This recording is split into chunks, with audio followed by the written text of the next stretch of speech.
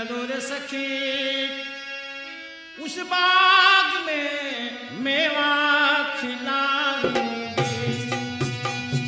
चलो रे सखी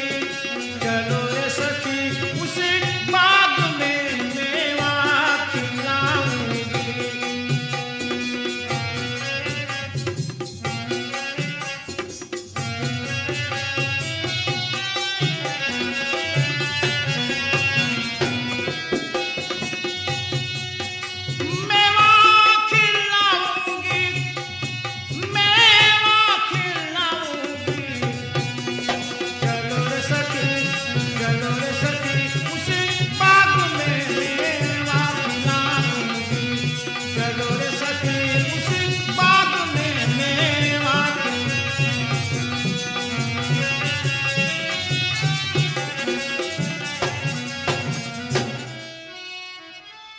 मेवा की डाल फट गई तो चादर बिछाओगी।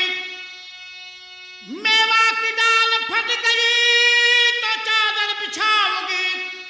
चादर की कोना फट गई तो दर्जी बुलाओगी।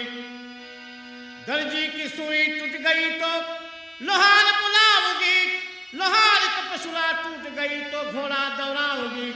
चलो रे सखी उसी बाग में मेवा खिलाऊंगी।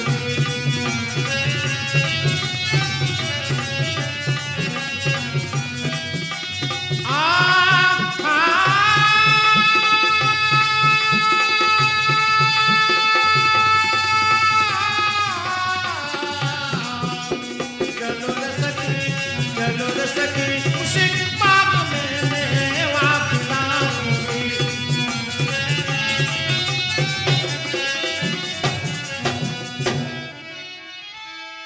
हल्दी न छोड़े दर्दी बुलबुल न छोड़े रंग। हल्दी न छोड़े दर्दी बुलबुल न छोड़े रंग। तब मर्द बेचारा क्या करे जब रंडी न छोड़े संग।